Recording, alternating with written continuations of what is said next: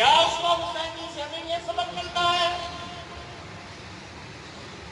کربلا کے میدان میں شہادت کا جام نوش کر گئے، بتلا گئے، اور لوگوں اپنے سجدہ یزید کو کر کے نہیں دکھایا، ہم نے سجدہ ابن زیاد کی فوج کو نہیں کر کے دکھایا، ہم نے تلواروں کے سائے میں سجدہ اللہ کو کر کے دکھایا ہے، ہم نے روزے میں نام محمد مصطفیٰ صلی اللہ تعالی علیہ وسلم کو راضی کیا ہے۔ دیکھنا اس لیے کی مرکزی مسجد میں اے سی کی کمی نہیں، پانی کی کمی نہیں، کلیٹوں کی کمی نہیں، پھر کیا وجہ ہے جو ٹھنڈی ہواؤں کے نیچے سجدہ نہیں کرتا، تلواروں کے سائے میں جس حسین نے سجدہ کیا، آج اسے حضرت حسین کی سیرت منانے کا کوئی حق نہیں۔ حسین درس دے کے چلے گئے، دیکھنا تیر دل کے پیاسے رہ کر اپنے جال کا نذرانہ پیش کر دیا، لیکن کسی کے آگے پانی کے لیے ہم نے ہاتھ نہیں پھیلایا ہے۔ دیکھنا ہم نے کسی کا حق غصب نہیں کیا، بلکہ اپنا حق امت کو دے کے چلے گئے اور دنیا والوں کو بتلا کے چلے گئے کربلا والے ایسے ہوا کرتے ہیں۔ لیکن میرے عزیزوں یہاں تو جا کے دیکھ لو، ہر کوئی اپنی دکان کے گلے کے نیچے خنجر چھرا لے کے بیٹھا ہوا ہے، آنکھیں بند کرنے کی دیر ہے۔ میرے عزیزوں ٹوپی تسبیح داڑھی کے پیچھے دو دھاری تلوار ہے، کہتا ہے بس گلا کاٹ دوں، اس کی جیب کا پیسہ سارا میرے گھر کے اندر آ جائے۔ مولانا کراچی کا اجتماع ہو رہا تھا، مولانا عباد اللہ کراچی کے اجتماع میں منبر پہ فرما رہے تھے، ایک آدمی سارا دن تہاڑی کرتا رہا، تہاڑی کرنے کے بعد جو اسے مزدوری ملی، ایک دکان سے مچھلی کا ایک دانہ خرید کے اپنے گھر جا رہا تھا، راستے میں ایک اللے تھللے نے آ کے روک لیا، اپنے مونچھوں کے تاؤں کا دباؤ دیا، اپنی آنکھ کی گھوری کا دباؤ دیا۔ میرے عزیزوں گدا گاڑی، بیل گاڑی، کوئی فقیر جا رہا ہو، کوئی بابا ہاتھ کے اندر تسبیح ٹوپی بیچ رہا ہو، کوئی مسواک بیچ رہا ہو، خبردار خبردار اپنے موٹر سائیکل کی رفتار کم کر لینا، اسے ہارن بجا بجا کے ڈرانا مت، ریڈی والے سے راستہ لیتے اسے گالیاں نہ دینا، وہ تو گالیاں سن کے صبر کر جائے گا، آسمان کی طرف اس نے دیکھ لیا، اللہ تجھے بھی اجاڑ کے رکھ دے گا، تیری گاڑی کو بھی برباد کر کے رکھ دے گا۔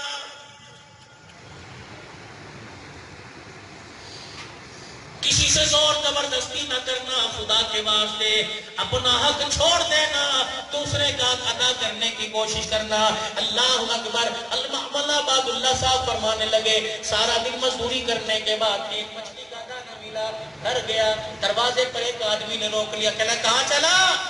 سارا دن مزدوری کی تھی، بچے انتظار میں بیٹھے، ابا کچھ لے کے آئے گا، مچھلی لے کے گیا، گھر جا کے صاف کروں گا، پکاؤں گا، یوں کر کے ٹھیلے کو ہاتھ مارا، اچھا تیرے جیسے فقیر مچھلیاں کھائیں گے، ہم مر گئے۔ موٹر سائیکل کی یا جس چیز میں سوار تھا دوڑا دیا، وہ کہتا رہا بھائی خدا کے واسطے کل کے میرے بچے بھوکے ہیں، ان کے پاس کھانے کو نہیں، تیرا تو گزارا ہو جائے گا، تیری ڈیل ڈول سے، تیری شکل سے، تیری عقل سے، تیرے لباس سے پتہ لگتا ہے کہ تیرے پاس مال کی کمی کوئی نہیں، لیکن میرے پاس کیا، غریب کے پاس میرے بچوں کے لیے ایک مچھلی کا دانہ ہے۔ لیکن میرے عزیزوں جب جوانی عروج پر ہو، تکبر آئی جایا کرتا ہے، خدا کے واسطے اس جوانی کو سنبھال کے رکھ، ورنہ مر کے دیکھ لے، تیری جوانی ایک چھتر کی مار کوئی نہیں، فرشتوں کے ایک لتر کی مار کوئی نہیں، جو فرشتہ کفن تیرے جسم سے اتارے گا ایک جوتا مارے گا۔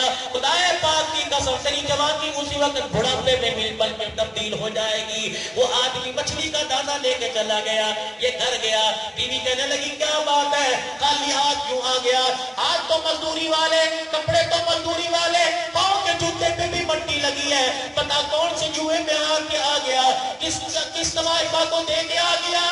چپ میں سے کیا بتاؤں، یہ بھی میری طرح بڑی کمزور ہے۔ بیوی نے کرتے کا دامن پکڑا، اللہ اکبر کہنے لگی، اوے ظالم میرا خیال نہیں تھا، ان چھوٹا چھوٹا کا خیال کر لیتا، پتہ نہیں میں نے اسے کیسے دلا کے سلایا ہے۔ پھر بھی چپ بستر پہ جا کے لیٹ گیا، اللہ اکبر یہ بھی بھوکا، اس کے بچے بھی بھوکے، اس کی بیوی بھی بھوکی۔ ادھر وہ مچھلی کا دانہ لے کے گیا، بیوی کو للکارا، او بھلی لوگے آج دل سے کھانا پکا، مچھلی لے کے آیا ہوں، ایسا سالن پکانا کہ انگلیاں چاڑتے کا چاڑتا رہ جاؤ۔ کھانا تیار ہو گیا، جب کھانا کھایا تو واجبہ بڑا لذیذ کھانا بنایا، رات کو بھوکا بھی سویا، اس پر خدا کی رحمت برس کسی کا حق کھا کے سویا ساری رات اس کی لعنت اس پہ لعنت برستی رہی. جو جس پہ خدا کی رحمت برسی اسے صبح اٹھ کے نماز کا سجدہ ملا.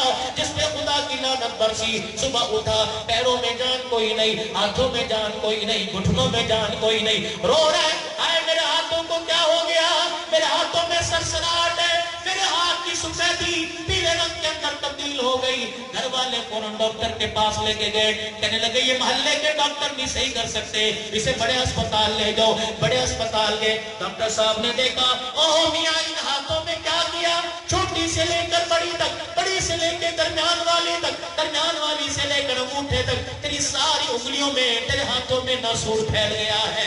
جب تک تو اپنے ہاتھ نہیں کٹوائے گا تیرا جسم نہیں بچے گا. پھر لوگوں کے مشورے سے اپنے ہاتھ کٹوا لیے. کہنے لگا 2 دن آرام رہا, تیسرے دن بستر پر آ کے لیٹا, میرے بازوؤں میں درد ہو گیا.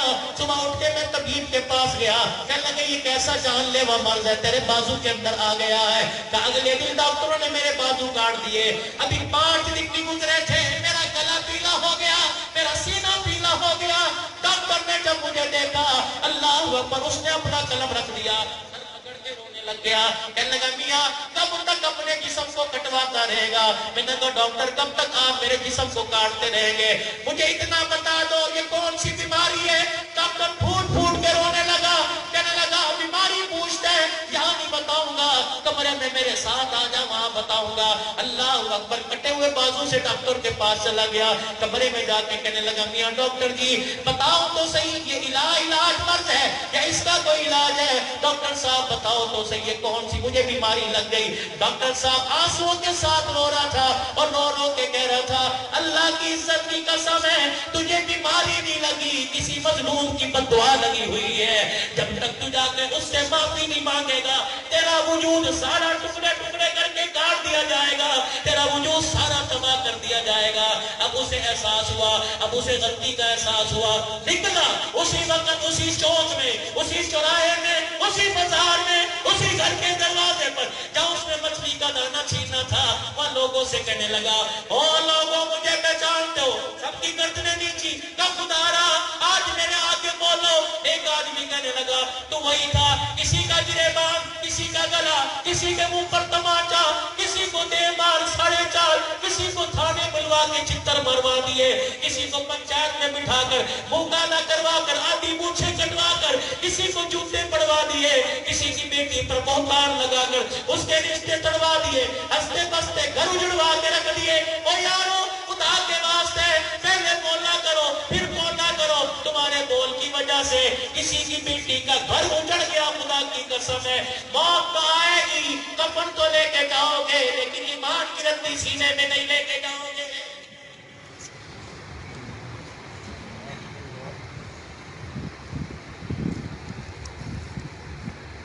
کہ جانتے ہو مجھے کہاں کون ہوں, جو یہاں مچھلی کا دانہ چھین کے گیا تھا اور تجھے دیکھ کے لوگ رو رہے تھے, وہ مظلوم رو رہا. اوہو جانتے ہو پھر اس آدمی کا پتہ ہے کہاں وہ وکیل کا آدمی ہے, خالی تھیلا لے کے آتا ہے, شام کو 2-4 دانے لے جاتا ہے. کہاں ملے گا, کہاں بھی گیا پھر واپس آئے گا. چوک میں کھڑا ہو کر اس کا انتظار کرنے لگ گیا. شام کو میرے عزیزم اللہ غنی جب وہی مزدور آیا اس کا چہرہ دیکھ کے رونے لگ گیا. آیا کہ بھائی مجھے معاف کر دے.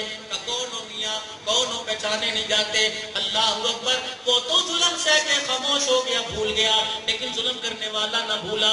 کہ میں وہی ہوں جس سے تیرے مچھلی, جس نے تجھ سے مچھلی کا دانہ چھینا تھا. اللہ اکبر, اس غریب آدمی کی چیخ نکلی. کہنے لگا میاں تو بچ کیسے گیا ہے. اللہ اکبر, کہنے لگا تو نے کیا کیا, مجھے کوئی بد دعا دی. اللہ کی قسم میں تو تیرے سے مچھلی کا دانہ جب تو نے لیا میں تو بھول ہی گیا تھا.